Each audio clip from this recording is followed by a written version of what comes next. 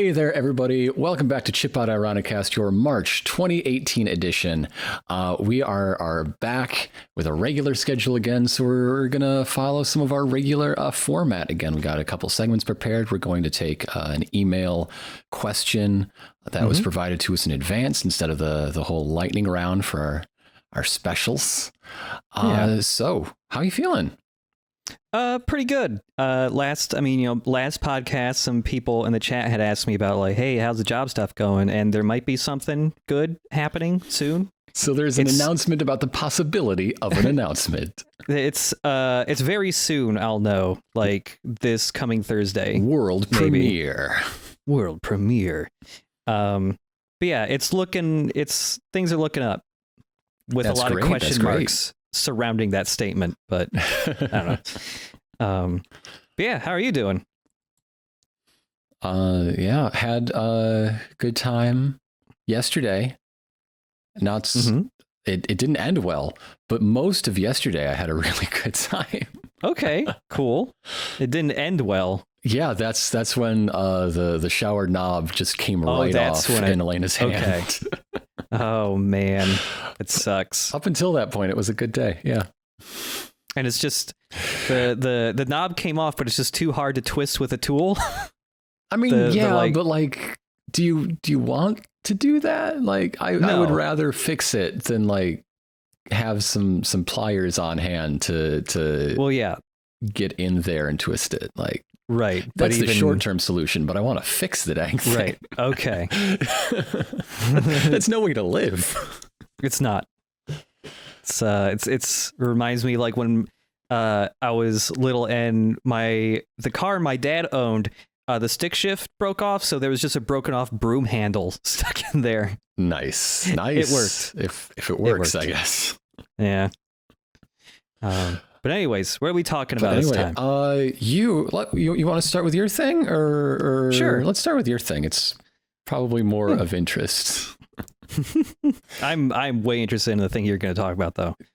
But what I want to talk about was in the past few years, I've noticed more like small websites have been popping up that are publishing books about video games, specifically about production or really specific areas of work in working in games, which is something I've been like craving for a long time because, you know, with how the game industry works, they don't like to talk about how they work much just because the whole industry is like really, they want to keep everything super secret because if people know about stuff too early or whatever, they get mad, or even if when they get what they want, they'll get mad or something. Yeah.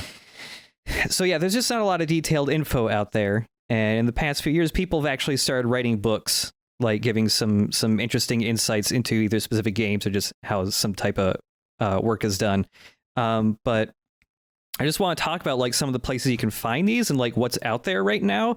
Because like there have been game books in the past and you can even find some like at Walmart and stuff, but they're like the really mainstream, well, not mainstream, but it's just really casual stuff. It's like, oh, the history of Nintendo. And it's like one game per page and a paragraph saying what the game is and when it came out. And, you know, that's it. Like not super interesting. But the main thing is there's a pretty popular site out there that does a lot of like nice gaming related merchandise and stuff, and that's Fangamer. They do like a lot of nice posters and art. They get lots of cool artists that are I see a lot around on Twitter, at least. Nino Matsumoto being one of them. But they work with a guy named Clyde Mandolin. He is the guy or one of the guys who did the fan translation for Mother 3. And it turns out he just like works in game localization. So he has a website that's been around for a while called Legends of Localization. And recently he started just doing book projects. And Fangamer is the one that helps him with those. And they have like some really, really good graphic designers there. So all of his books look fantastic. Even if you just want a nice looking book, get those books. And you're sure this whole sales pitch has nothing to do with the thing you might have to say on Thursday, maybe? No, it's not. Yeah, I realize this is going to sound like a plug because there aren't too many sites that are doing this yet. Or if there are other ones, I'm not really aware of them.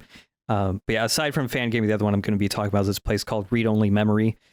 But his books are all about localizations of different games and like how localization works, because that's what he does for a living. He's been doing it for like more than a decade, I think.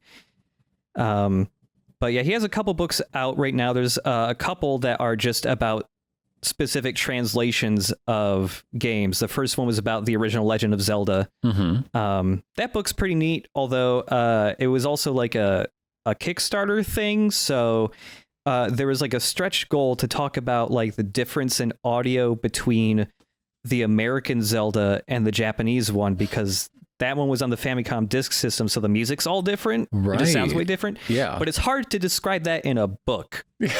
So like I'm sure they like, gave it their best shot.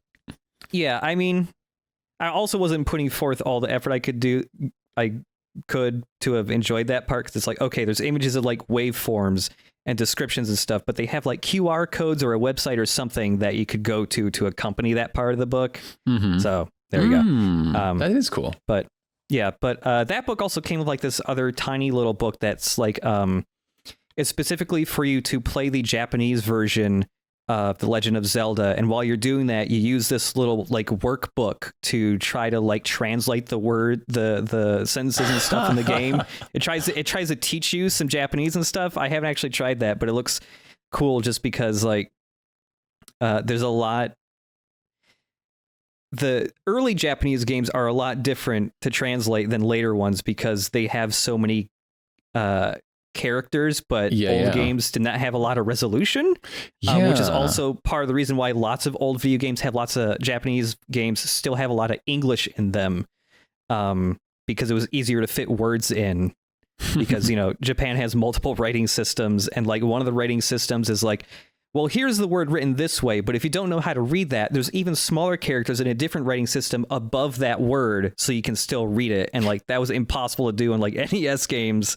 But yeah, his books like detail lots of stuff like that. There's some weirder ones too. That the one I'm reading right now was called Press Start to Translate, and that was specifically him looking at how AI translates stuff. And so basically he took Final Fantasy IV and he wrote a program that rips out the Japanese from the ROM, runs it through Google Translate, and then sticks it back into the game. Ooh, I bet that is really very accurate and usable.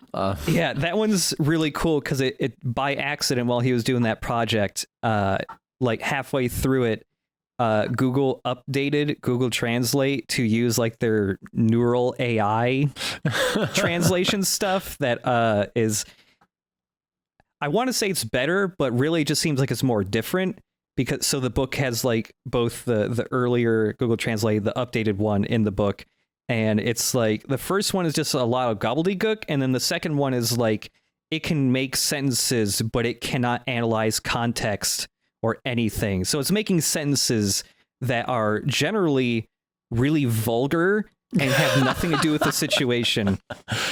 And there's like certain like things that it gets hung up on, that so they come up a ton in the book. And that was there's like some specific type of word that was like slang for like old person, like how old people refer to themselves. Yeah. I'm sorry to cut you off, but my landlord is calling about, I assume a plumber she called. Oh boy. Okay. So to our podcast audience, welcome back. This might be an awkward edit. Some of the things we were alluding to earlier, one of my bath fixtures just fell off, and I tried to fix it myself, and I couldn't quite get there. And my landlord found a handyman who was in the neighborhood, so that's why I sort of dropped everything to go let him in and help him out. But that's fixed now, so we're finishing the podcast. All right. So you were talking about I think the last thing was the book that has the 2 different Google Translate Zelda scripts. Yeah, for Final Fantasy IV. Yes. What I think the last thing I was going to say was one of the interesting things with the like neural AI translation was like it can make coherent sentences, but they just have nothing to do with the game and they lack any context. Like internally coherent, but not in the grander sense coherent. Yeah, because it can't like glean context from the game or know that it's a fantasy game or anything like that. So it also has like these really weird quirks. Like I was saying, there is some word or something that like Japanese old people would use to refer to themselves as being an old person, like playfully or something. And for some reason, the neural AI always took that and turned it into like the word goat or potato. I think it was potato. And there's a couple instances of that where it's like every time it encountered this specific phrase, it would just always consistently turn it into either the word potato or eagle. So there's lots of times, anytime you talk to an old person in Final Fantasy IV with this translation, they're always talking about eagles or potatoes. And there is some other. Well, it also if all these people are actually eagles or potatoes, maybe it does know it's a fantasy story. Whoa! It's just getting wrong the exact flavor of fantasy. Yeah. There is some other thing. I can't remember what it was, but it had a couple instances of turning item descriptions into things about how Germany should be destroyed, I think. Well, can you really say they're wrong? Oh man. But yeah, that book's great just for both like learning how Japanese works and like the different challenges you get when translating a game, and also how AI works. And also like it's really good if you just want to flip through the book and just read the screenshots, of which it has hundreds of just really awkwardly translated dialogue and stuff. Yeah.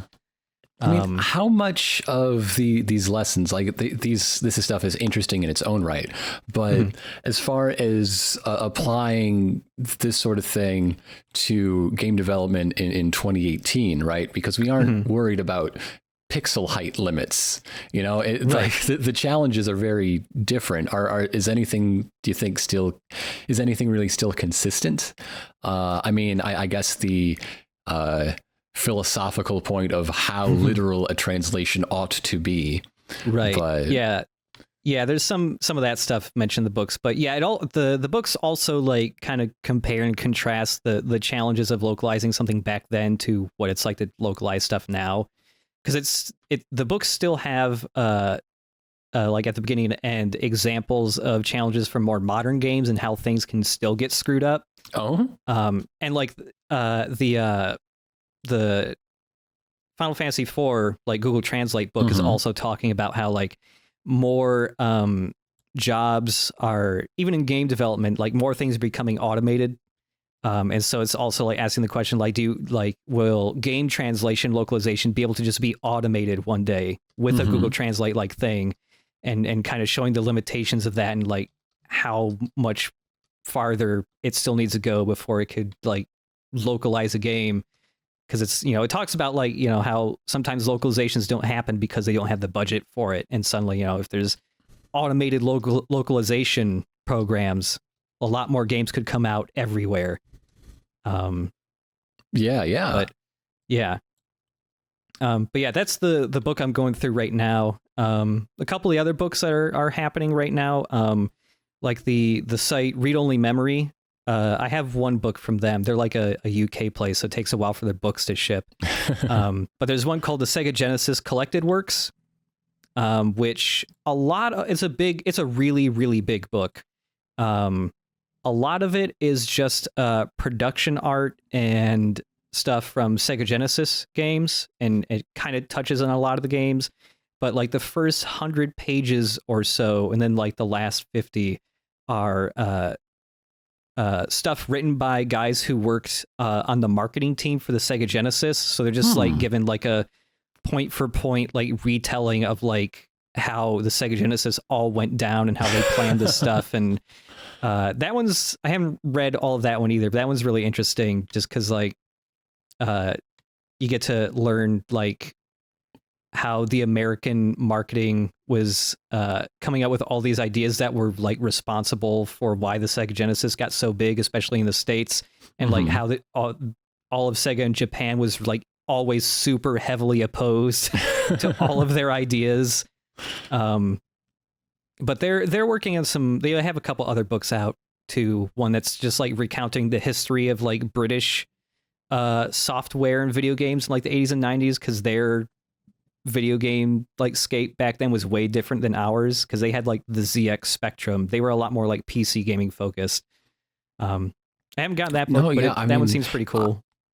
I am very interested in that, just as, you know, a historical text, because so much of that, I mean, it's stuff that happened maybe before you were born, maybe when you were 6, you know, and you aren't really paying attention to these things. And so like your memory is basically just dictated to you from like sixth hand, you know, people remembering when, and you can't trust them, but like an actual historical document to share, you know, maybe a more objective fact of what it was like out in the early 90s, and then also sharing, you know, the stuff people didn't see, you know, the boardroom decisions, the personalities behind it. No, that's great. Yeah, so there's a couple books there that have been coming out recently that just recount like the events from people who were there and experienced like, you know, consoles being made and marketed. They have another one coming out later this year called Sega Dreamcast Collected. So it's just the same thing, but about the Dreamcast. I'm really into that. Interested in that one because, you know, it flopped after a while. But, it was the biggest thing in the world for a very short period of time. For a very short period of time, yeah. So I'm really interested in that one. And then they have another one that I'm like super interested in. So Polygon published, like some guy went to Polygon, got this big article he worked on for years published that was like extremely long. And it was him interviewing like every major player involved with Final Fantasy VII when it was being made. Yeah. The Final Fantasy VII oral history, I think they called it, right? Yeah, they're making a book version of that. It looks really nice. And they don't have a date for when that's coming out, but like it got successfully funded and everything. So it's like a big hardcover book. It looks really nice. They're using like neon ink in it or something. Oh my word. They got I forget his name. It's a graphic designer who's made some really nice books in the past for like some big name clients, but I think he did stuff for the BBC maybe, I don't know, but he's like going whole hog with like specialized inks and printing techniques and stuff. So that sounds very, very special. Yeah. I should also mention Fangamer has some other books I haven't checked out. That's like Derek Yu, the guy who made Spelunky, he wrote a small little paperback book just about how he designed that game. So there's some other people just like personally recounting how they made their like smaller indie games and stuff. So if you were to write one of these books, or at least like pick a topic, like if they could write one just for you, what would that be on? Oh man. So like if it wasn't already happening, the Final Fantasy VII one would probably be the biggest one, just because that's one where like there's very little knowledge of its development history out there, really. I think there is one I'd like to know about, just because like there's still people around and you can read about it a little bit, but there's not much about it, and it's like gaming adjacent, and I want a book about the Demoscene. Which was just programmers going around, and especially in like the 90s, the Demoscene was people trying to program the most visually interesting. Oh, okay, my voice is fine. Okay, yeah, it's fine now. All of a sudden, like weird. It's weird, but yeah, let's just the Demoscene. The Demoscene was programmers taking certain platforms, either certain PCs or certain gaming platforms, and just trying to make the most visually intense, like just tech demo. And these were like very like programmer heavy, because it was basically like, oh, I'm going to take the Sega Genesis and push it to its fucking limits and make it do things it should not. Like there are Demoscene competitions and stuff, and like it was really interesting. Like I saw some stuff as a kid, but I didn't really know what it was. And it was like its own little community back then, and like it's still around, but it's not as impressive now just because like computers are so powerful. It's like, yeah, you can make just really pretty stuff, but it's Imagine that, yeah. yeah, but like the demo scene that is still around, they'll go back to like really old computers or like, you know, the Genesis, and they will still make, you know, like really crazy, visually interesting stuff that it should not be able to do. So I'd like to know like something about like that whole community. So maybe I'm totally off base, but did you see that video of like how the Sonic 3D Blast intro worked? That came out a while ago? I know that video's around. Is that the but sort of thing you're talking about? I mean, they were actual like Sega employees trying to make this cinematic get spit out from this hardware, but like that general sort of sense. Kind of like that, yeah. There's tons of the stuff on YouTube. You just search for like Demoscene stuff. But did you ever see any of the like so like in the 90s, you would see it, and like a lot of the time in like stores that were just selling TVs, they would be playing like these like 30-minute long CGI films that were just, it was just random shit with computer graphics. Like the people who made like Reboot Mainframe, they had stuff like that, where it's just like, look at all this crazy, you know, stuff we can render in 3D graphics. It's kind of like that, but just imagine they can only work with sprites in a really limited resolution. Right. Yeah. But yeah, something like the Sonic Blast thing, I think that would count in a way, just because it's like, yeah, let's see if we can make this FMV play via, you know, just the Sega Genesis with none of its add-ons or anything.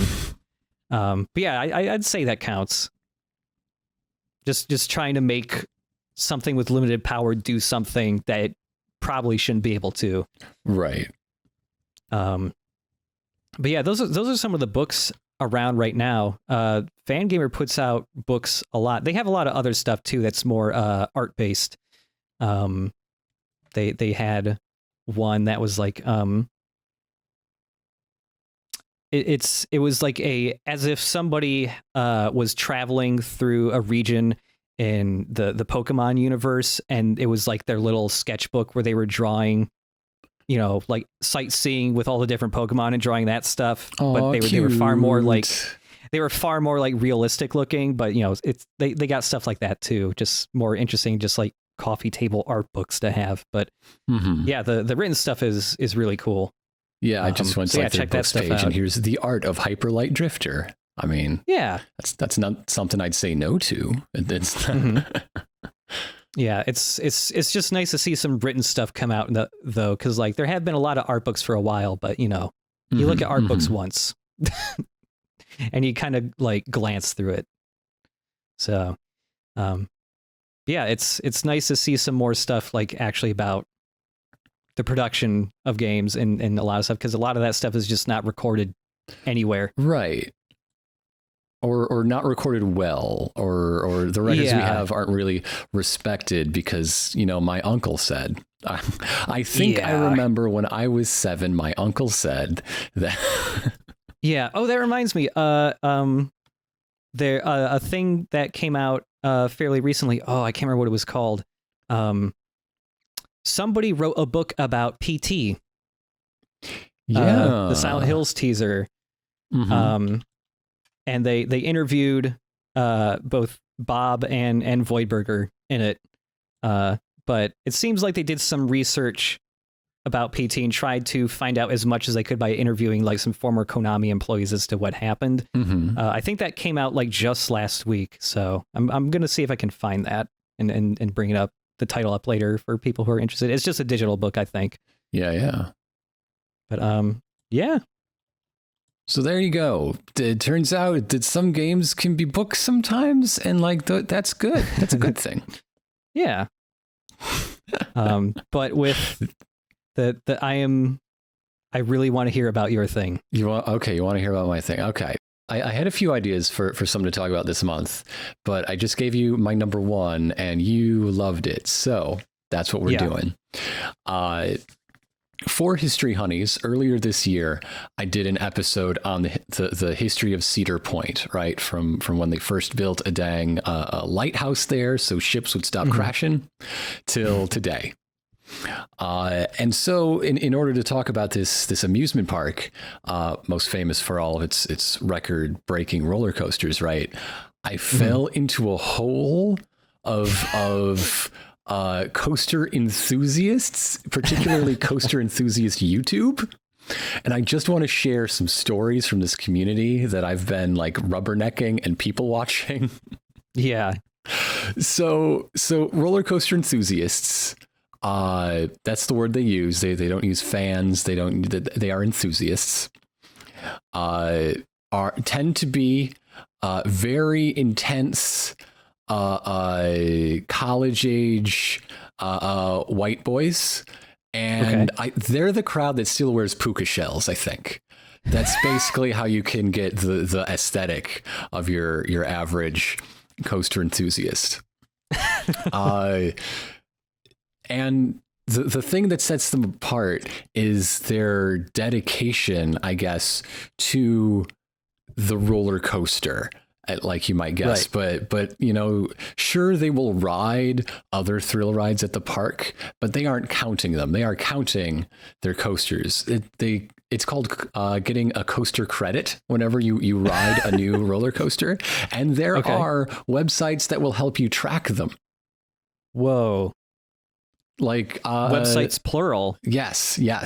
So just imagine a service that helps you like manage your Steam backlog, but instead it is tallying every roller coaster you have ridden. So the more credits you have, the more bragging rights naturally. So it doesn't matter if it's not any good. You have to ride it if you have the opportunity just to get your number to go up. Right. So you see bizarre behaviors, bizarre to me anyway, from the outside, like people being really upset if a park has a policy that you cannot ride the like children's coaster unless you're accompanying a child. Oh, wow. Like you don't want to ride that. You are not going to have fun on that. No. But you just need the number. Oh my God, it's just like people who grind for achievements. They buy the bad games with the easy 1,000 gamer points on it. Holy shit. That's incredible.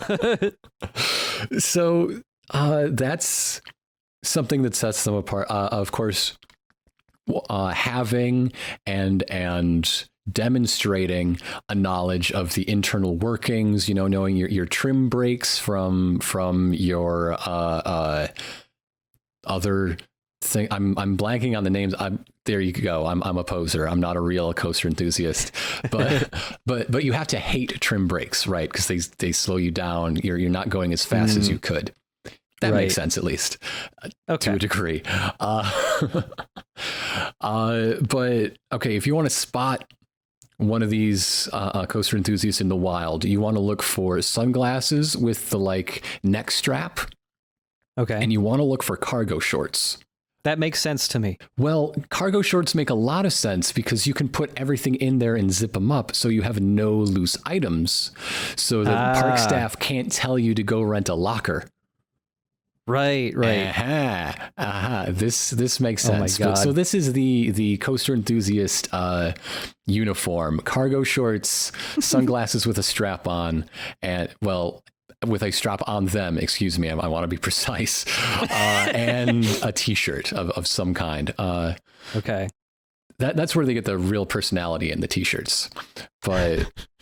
Another thing that's definitely going to set them apart from anyone else is their disdain for everyone else at the park. The GP, this is short for general public. These are people who do not know the difference between a dive loop and an Immelman maneuver. Okay, these people are to be shunned, and they are to be chuckled at behind their backs. My God. In fact, if you find a coaster enthusiast and you want to get under their skin, which I don't recommend, like unless that one just happens to also be an asshole, like these are lovely people. They're just a specific type of lovely people. Just say loop-de-loop around them and they will blow their fucking head.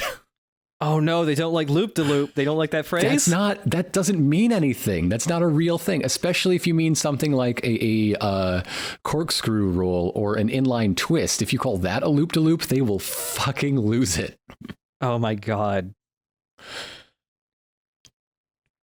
I feel I remember you linking a month or so ago one of these people. Yes. Do you have one? Who is that person? Coaster Studios was when I was doing research for this History Hunnies episode, he was my window into like the enthusiast mind, right? He's a teenager. I think he's still in college. He started his YouTube in high school, and he reviews just about every major roller coaster he's been on. Right. All the parks he's been to. He does parody videos that are not funny. They're not. No. And I have a sense that if I knew more, they still wouldn't be that funny. Like, okay, wait, are they roller coaster parody videos or? Yeah, most of them take the form of an ad for a ride or a park or something like that, but like jokes in it, you know? Like talking about how California Screamin' at California Adventure is a thrilling ride with 6 mid-course brake runs, and like that's the joke. It's actually very slow and poorly paced.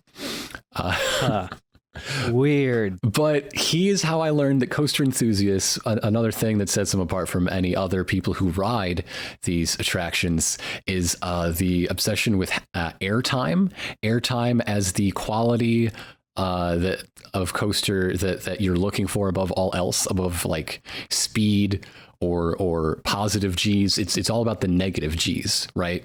Right. Moments where you get up out of your seat, either ejector or floater airtime. These are different. There is no hard, fast like definition. Like there's no way to measure it. It's just like what I feel in my gut. Did the ground just fall away from me and I got airtime, or was I thrown up out of it? Like it's a very soft, you know it when you feel it definition between the two.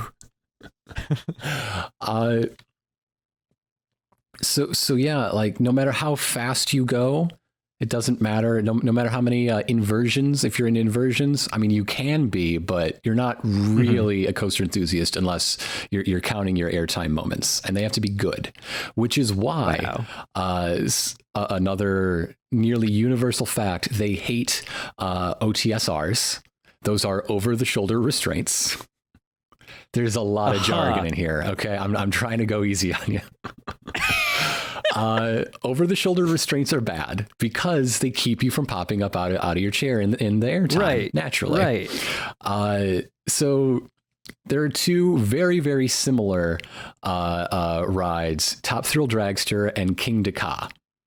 And these are both hydraulic launches. You go straight out over 100 miles an hour, then 90 degrees straight up over a top hat, which just means you sort of go over a straight up, straight down loop. Like, I'm not sure what the difference is between a top hat and a camelback and other varieties of hill. I'm not that deep into it yet, but maybe one day I'll get there. And then straight down 90 degrees and then another 90 degree to be level to the ground as you head into the station.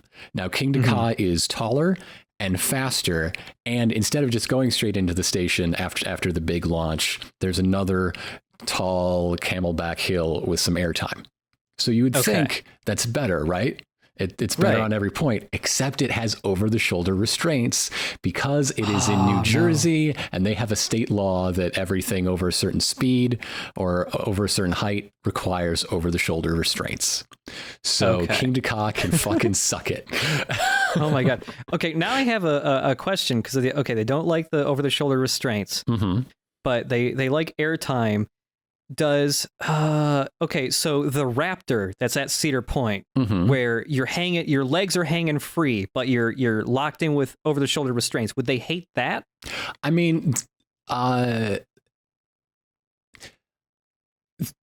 allowances must be made, right? Okay, because you couldn't do an inverted coaster like that with your feet dangling without being locked in your upper body, right? Like, they're not unreasonable, but like, I was just like, do they just hate the Raptor? If there's a ride that could get away with just lap bars, that is the ideal way to do it.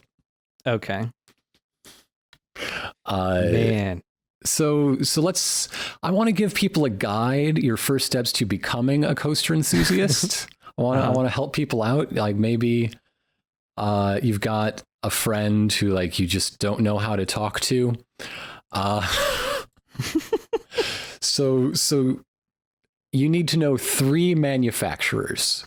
Okay, there are 3 coaster manufacturers that you just need to know. There are plenty of others that are important to know, like the story of modern roller coasters begins with aero development, then aerodynamics. They went through a few names, but we're not going to talk about them. We're not going to talk about Vekoma because your coaster enthusiast friend will talk all about Vekoma for you. Just say the name and they will probably let loose a string of profanities at this inferior manufacturer. But the 3 big ones you need to know are Bollinger and Mabillard, Intamin, and Rocky Mountain Construction. Okay. So we're going to start with Bollinger and Mabillard, also known as B&M for short. It's a Swiss company with Swiss names. So B&M is a manufacturer that is known for really reliable, really smooth, and really varied rides. Like anything that isn't just sitting in a car, there's a good chance that's a B&M ride. They started the stand-up coasters. Well, not started, but they made most of the stand-up coasters. They invented the inverted coaster, the wing coaster, the dive coaster, the flying coaster. The only good ones are made by them. Like these are all various ways to be sat or held and not just be like sitting in a train car style thing, right? Right. And B&M makes the best examples of all of these various examples. And another way you can spot one of their rides just by looking at them is they have a very distinctive track style. If the track looks like a square box with the rails laying on top of that square box, that's a B&M coaster. Like they don't make track that looks like anything else, and nobody else makes track that looks like that. It is 100%. So now with these, go ahead. With these people, I think you told me this once before. Are these the same people, the same community that like are deep into like figuring out what roller coasters are like while they're still being built? Oh, are there, like, yes. roller coaster leaks? There's a whole like activity of people like trying to sneak peeks behind fences at parks. People like taking pictures of semis carrying things that look like a roller coaster track and just like tweeting out, I wonder where this is going. Like they were going east on 94. Are they going to King's Dominion? I don't know. Yeah. And trying to figure out what announcements are going to be before they're made. That is something that a lot of communities have in common. Like, I mean, all the video game fans listening will like, yeah, I recognize that behavior for sure. Yeah. So that's B&M. That's what you need to know. Intamin Intamin is another Swiss company that is not just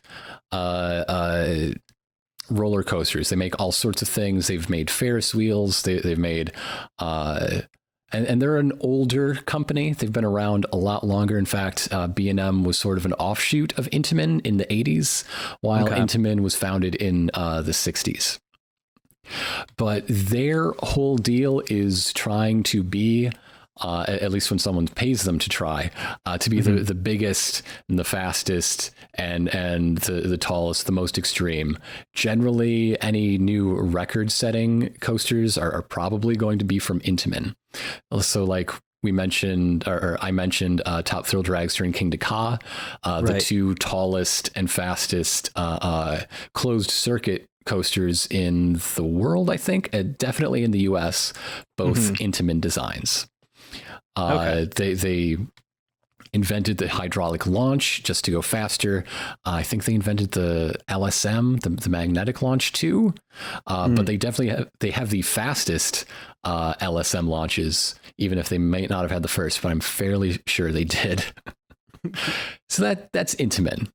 Okay. Now, I said that I said earlier that roller coasters as we know them started with Aero, and that is because Aero Development invented the tubular steel construction technique, right?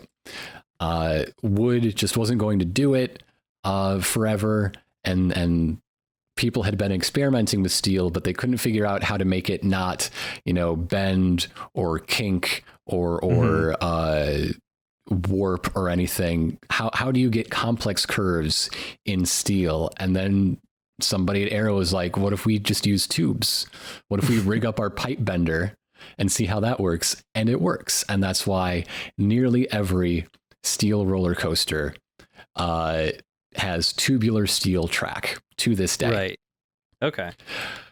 Until Aero went out of business and one of its engineers decided, what if it was square though? And that's where Rocky Mountain Construction comes from. Okay. They invented a new kind of steel track that is not it's not round. It's called an I-box track. They also invented a topper track, and they used both of these to refurbish wooden roller coasters.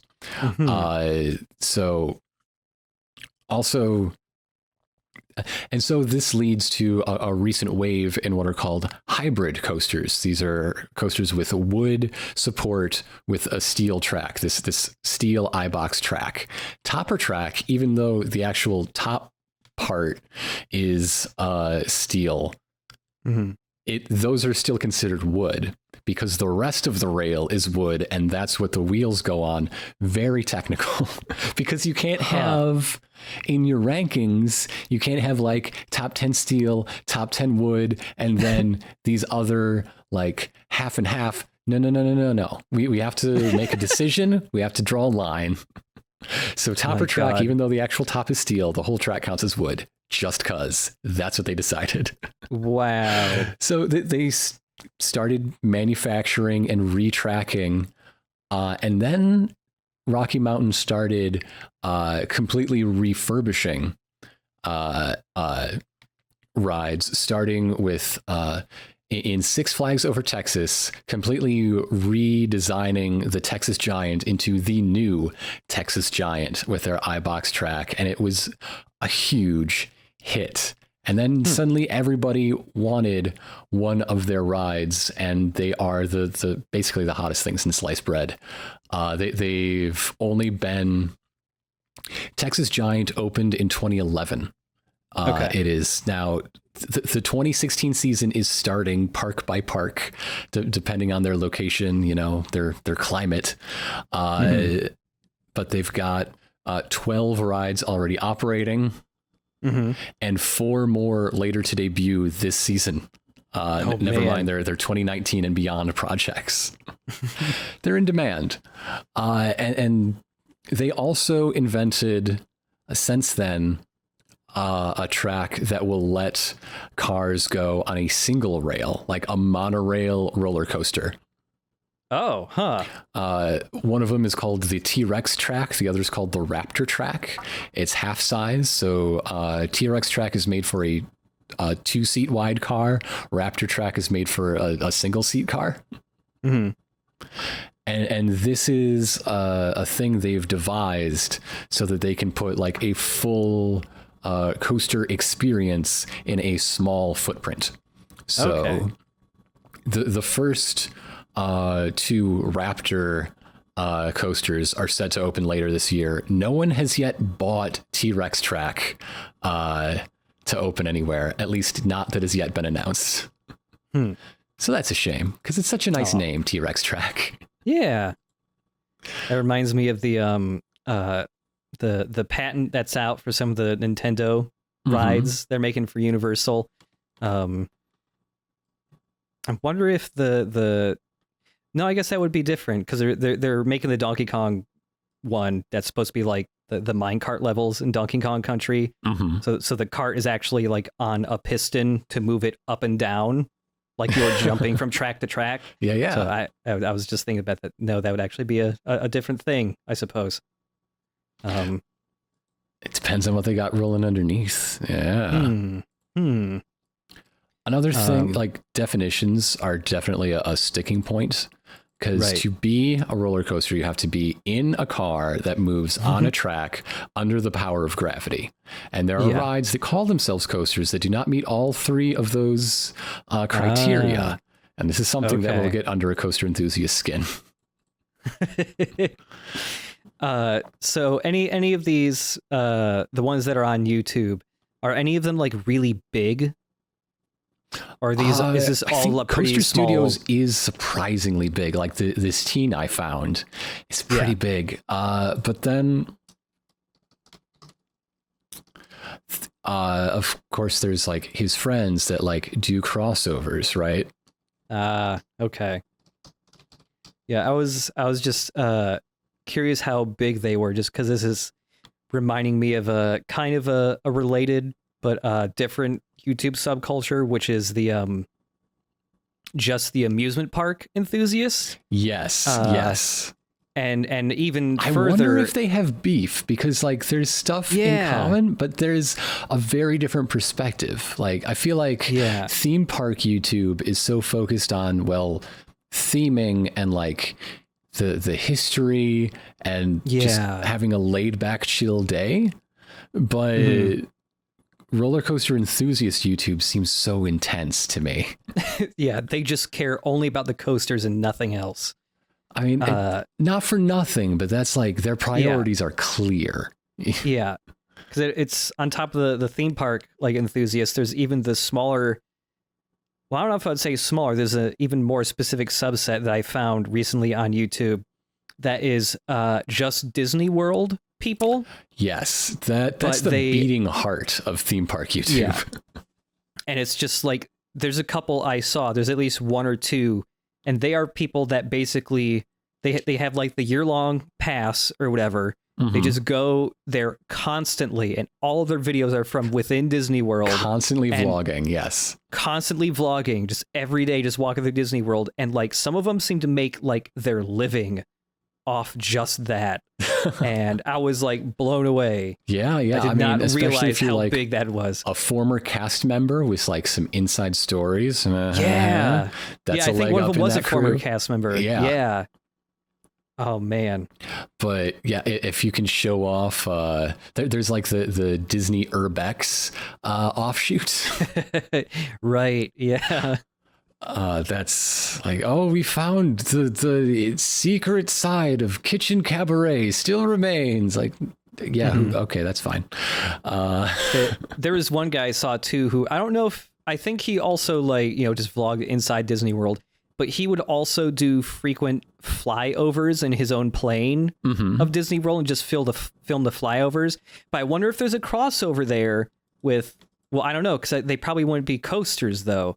But like he does flyovers especially when they're constructing new stuff. And like there was some new ride, I forget what it was from earlier this year that they're working on.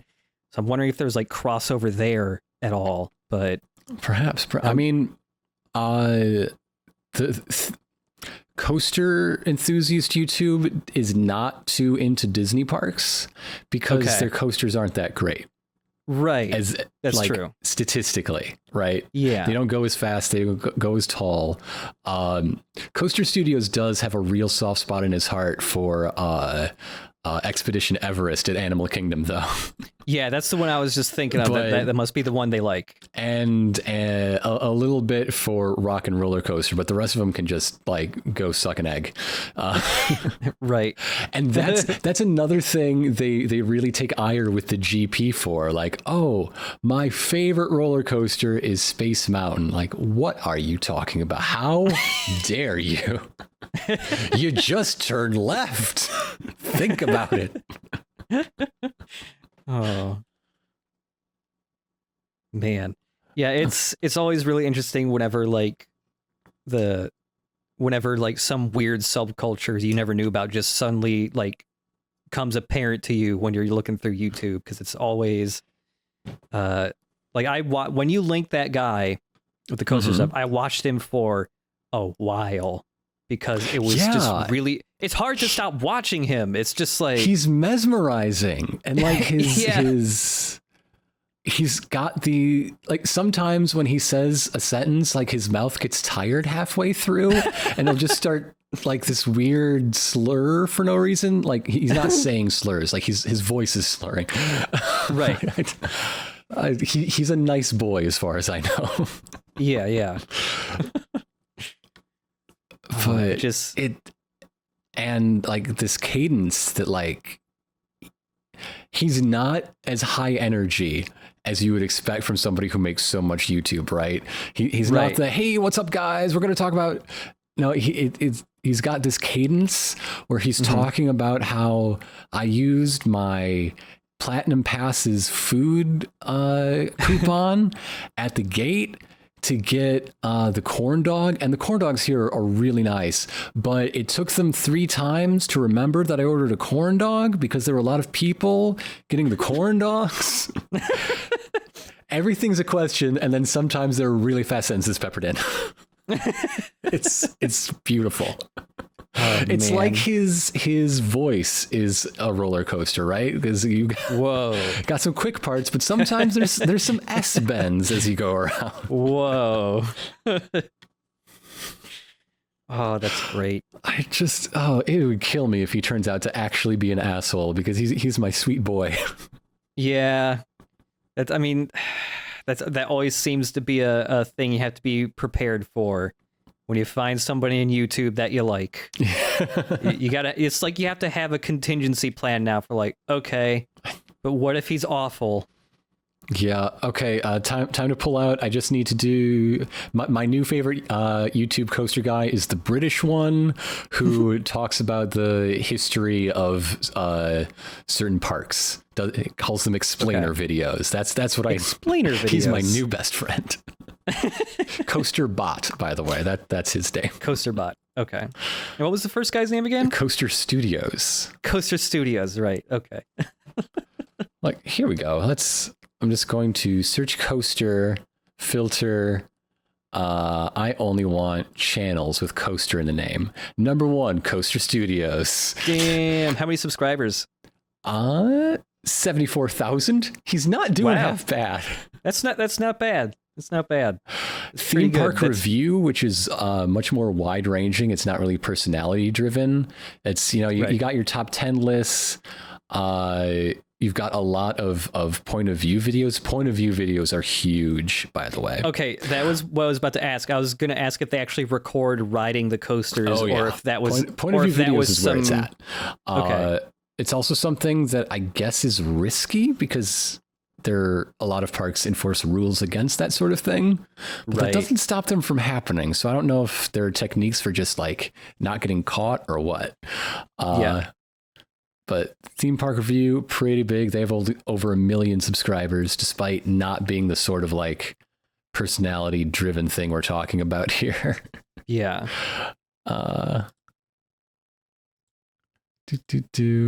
And yeah, what's Coaster Frenzy? Do I know them? Let me Coaster Kitten. Ooh. Whoa. Oh my. Oh no, I think Coaster Frenzy's the guy who made that really weird video about dumbest things I've heard from GP. Yeah.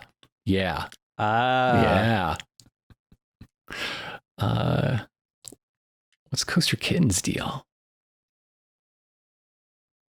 Oh, this is just like a lot of top 5, top 8 lists. That's cool, I guess. But yeah, this is an exciting time of year because the really committed are doing their pilgrimage and trying to hit every opening weekend, right? Right. Especially every opening weekend for a park with a brand new ride that's exciting somehow. Right. Any of these new B&M roller coasters. The first POV for Steel Vengeance at Cedar Point came out yesterday, and the world is on fire. Do they I'm curious if they have like separate videos just for like the best way to prep for getting on rides. Like, do they have like techniques for like line management or anything like that? Or get there early, go straight to where you want to go, get the if there's some sort of skip line service, definitely get that, especially if it's included in your annual pass, whatever the chain we're talking about calls their annual pass. But okay, search Steel Vengeance by date. People ripping and re-uploading yesterday's official POV. People comparing it to the original animated rendered POV. Oh my God. People doing construction updates. It's fucking built, all right? Construction's done. Calm down. I'm curious, do people reaction who upload videos to the POV. Yeah, I'm curious, Sorry, do people who upload POV videos, do those videos ever get taken down by the theme parks? I wonder. I've not been deep in enough to know if like they copyright like strapping a camera to the front row. Yeah, I'm real curious about that. But yeah, Steel Vengeance has got people excited.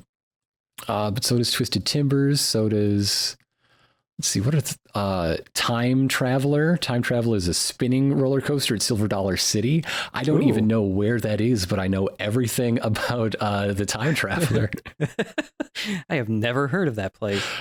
It's the sister park to Dollywood. They share management. I know that. Oh, okay. It's somewhere in the middle of the country, I assume.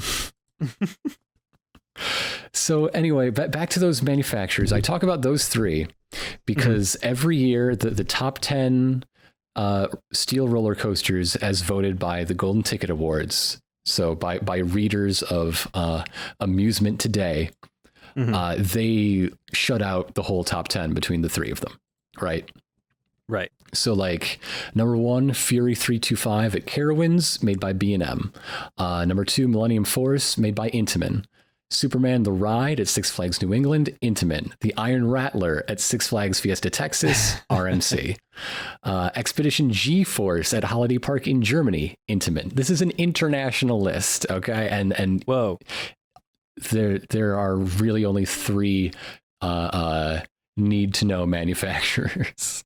Man, if you go to actually, speaking of the Golden Ticket Awards, let me just check my math on this. Best new attraction. So I said that Rocky Mountain's first ride opened in 2011. So they've been eligible for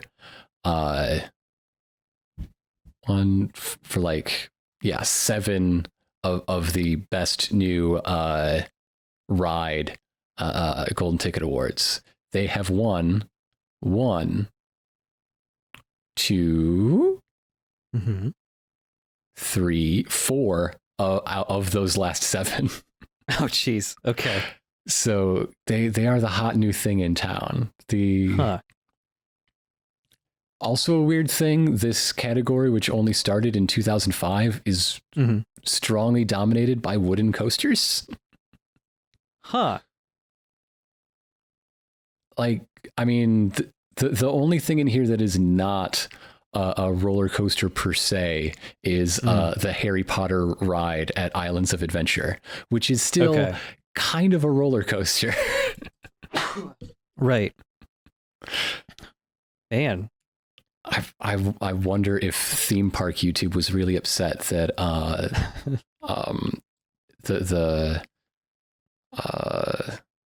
that one ride from Pandora World of Avatar didn't win. Flight of Passage. It got beaten by Mystic Timbers by RMC. Oh. Right, yeah, the Avatar thing came out really recently. Yeah. They opened, I just barely missed it. It's been open for a year, right? Because I think they opened for like Memorial Day last year. Okay, yeah. Or just before, so they could get the Memorial Day crowd, something like that. Yeah, I think I was there like the year before. Yeah. That opened, so I missed it. Well, the line would have been huge anyways. So anyway, I hope you now are prepared to deal with the coaster enthusiast in your life. Now I'm just going to be like, the next time I'm at a theme park with coasters, I'm just going to be like on the lookout for them. I just want to spot them. Yeah, I want to start my own YouTube subculture about weird enthusiasts. Enthusiast like spotting? just spotting them. Enthusiast spotting, yeah. Yeah. I'm going to rank them. I mean, it's theme park enthusiast spotters are easy because you just find someone wearing a themed hat with mustache wax. And like, yeah, you are definitely vlogging right now, aren't you, bro? So yeah, I hope that people found this look at some basics of enthusiasm, some of the lingo, the jargon, and useful. And it really is mesmerizing to watch these people talk about what they're passionate about. Yeah, totally. And just I want to sign off the way all of their I want to end this segment the way they end all of their things that have to do with the GP rubes, and say that at the end of the day, we love them because they keep the doors open. You know, we all have our laughs, we have our fun, but we're all human beings and we're all here to have fun. And so there's really more, we have more alike than there is that is different. There's more that unites us than divides us. So seriously, a 15-minute video about these fools walking around without cargo shorts. Fools. and then there's a heartwarming story about how we should all just hold hands and it's all in good fun. When you think about it, the best roller coaster is life. Yeah. So we got some questions. Yeah, we got a couple. I figured we do two of them because one of them we can probably get through pretty quick. The two questions we got, the first one is from Spencer Spenpie says on Twitter, asking us what's our thoughts on Nintendo Labo in respects to how well it'll pan out for Nintendo in the end. I think it'll pan out pretty well. Like, what's the construction cost on cardboard? They're fine. Yeah, I guess it's just, it has to be successful enough at the start for them to keep making more Labo stuff and keeping the interest up. I mean, it seems like it could be, because like I hear the Nintendo Labo, like one of the sets is like $60 or $70, and it's like, whoa, that much for cardboard. But like every Nintendo Labo project is also coming like with a Nintendo Switch game as well. So it's like, okay, it's the price of a full game plus the cardboard. And also, if you want, like, they just provide the cardboard like things for free online, so you can just print them out and just put it on your own cardboard. So there you go. No, I think financially they're gonna make so much just on like officially branded stickers and ribbon and accessories. Like, Nintendo is now in the washi tape business, and they are going to clean up. Like they have every opportunity to do so. The thing, I think I recall hearing that a patent was filed for this, but I don't know if I'm just making it up and just thinking it's a really good idea. But it seems like they have some way that they're going to incorporate like amiibos with Nintendo Labo. Ooh. And also there might be like cardboard amiibos or something that you can build. Like, those little square like papercraft dudes you can make and stuff, but Nintendo themed. So I don't know, that could be cool. I am interested in Labo just because I hope it is actually good from like a educational standpoint for kids, because like one of the most recent videos they show is like, there's all these projects you can do, but also here's how you can program your own game.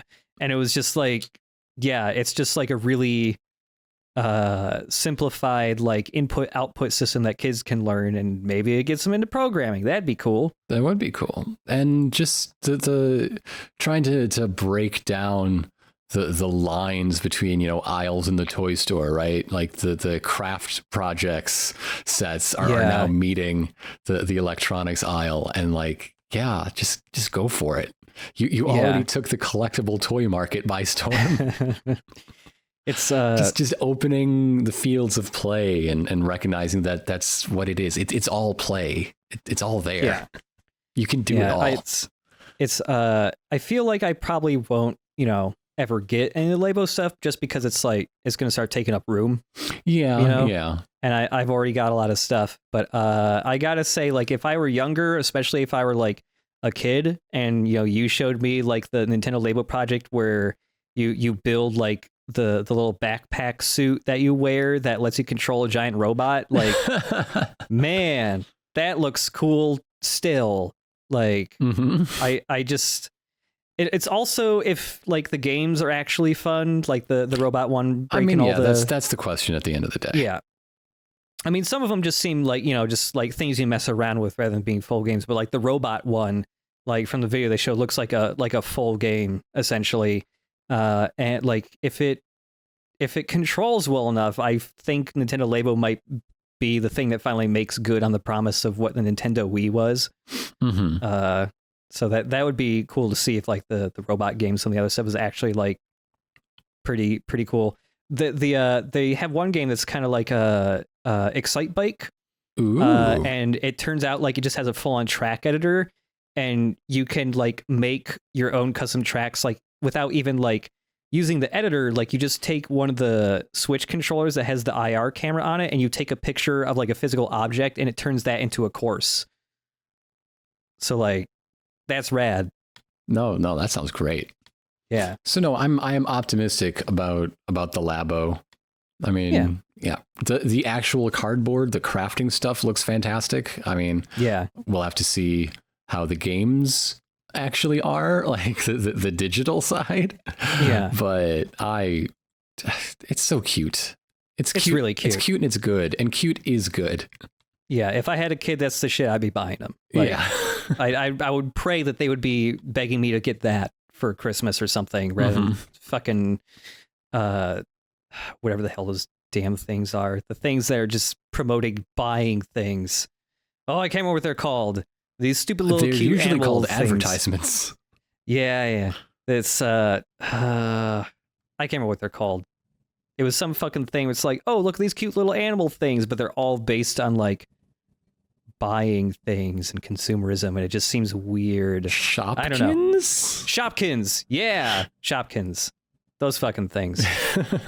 But anyways, yeah, I think Labo will probably do fine. Whether it'll be like a huge hit, I can't really tell. I guess it depends how much kids like playing with cardboard, but yeah, I would have. So like, if people talk so much about how much they love like customizing their stuff in a game, like you can do that in real life. You can customize the outside too. Here you go. Have some stickers. It's good.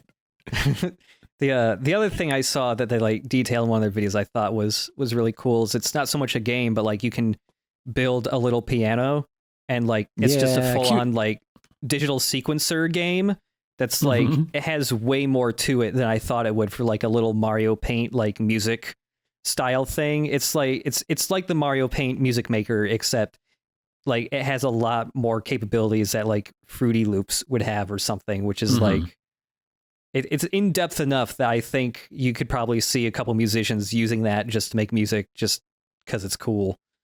And you can make it out of a box of Fruit Loops. It all comes together. Yeah, totally. Or make it from a box of Mario cereal, so it's also an amiibo. There you go. So what's the other question you had? The other question was more directed at me, but this is from Juiced Up or Juiced Up SA on Twitter, asking me why I'm not into the competitive side of video gaming. And this is I think it comes down to time. So like, we both like watching like games done quick, and I like watching Evo a little bit when it's on. I don't watch like the whole thing, but the big matches and stuff are pretty fun to watch. Right. Esports seems really cool, and if I had been exposed to that stuff at an earlier time in my life, I probably would be way into that, because I do like getting like good at games, just because that's really satisfying to me. But it's just time. There's too many good games coming out, and I feel like I cannot dedicate the amount of time to one game to actually get good at it. Like, if I want to get good at a like Metal Gear Rising or something, it took me like 2 or 3 playthroughs going one difficulty up every time. If you want to get good at like just a fighting game, like competitively with other actual players, you're sinking a couple hundred hours over years or even more, and a lot of that time is just practicing, not even like quote unquote playing really, which is just the time investment, I think. And also like I'm just worried I'm not racist enough. There's that too. Maybe I should pick up competitive gaming just so that there can be one not completely terrible person in it. I don't know. In the fighting game community, it does seem like fighting game community wise, there are some really nice people, but yeah. It does feel like, every time, I don't know, right now it seems like it's the Overwatch League stuff. Yeah. Where every like week or two, it's like, oh, this person took advantage of underage girls, or this guy's fucking saying racial slurs in every match, or, other awful shit. And it's just like, oh boy. Yeah. Come on. How about them loot boxes? Oh behave boy. better. Behave better so that like the thing you represent looks cooler. Don't you want that to happen? Like, I don't know, but yeah, that part's seems like it sucks. But it's something I do like and appreciate. Also, I think part of the reason is like some of the really big games that like people are competitive in right now are just like not for me. I don't like. Well, I can't really say because I haven't actually played it yet, but like the battle royale stuff isn't that appealing to me. And also like anything that's like MOBA-esque, I'm not into. There's just something about specifically MOBAs and things emulating MOBAs that really turn me off because it's it expects too much time investment to even be able to like play the game. It's not like with fighting games where like you can play it from the get-go, but you're just not great at it. With like MOBA stuff, it's like, well, you need to play at least 100 hours of bot matches so you can understand how to play the game first. And it's like, no, what? I don't wanna. I don't want to be jungling for 100 hours or whatever the term is. So yeah, I think that's the main reason why. And also I'm just, I really cool. focus on playing games with narrative stuff, and that none of that's in that stuff. How about that competitive Labo scene though? Oh man, competitive Laybo. Just imagine, wondering what that could even be. Well, I mean, there would be decoration competitions.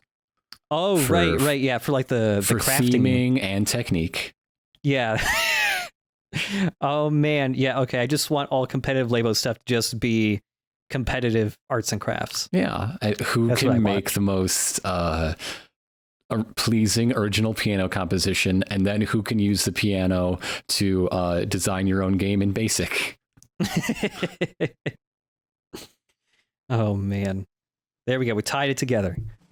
Yeah, those are the 2 questions for this week. If you have a question for us and want to send it to us, just email it to us at chipandironicast.com. And if for some reason you can't do that, just tweet it at me, or either of us works well too. I mean, that might get lost. It's just the nature of Twitter and scrolling away out of sight, out of mind. But I'll try to favorite any questions sent to me so I don't lose them. But things get eaten all the time, so I think the email box is best. But you have options. Yep. So yeah, I think that's it for the March podcast. Sorry, it's a tiny bit late. It was just scheduling on my part was a little weird, but we should be on time for April, which is, oh boy, we have to record that in like 2 weeks. Right, but yeah, so thanks for joining us, and I hope you all had fun. I did, because my shower works now, so I had a great time. All right. All right, everybody. See you next month. See ya.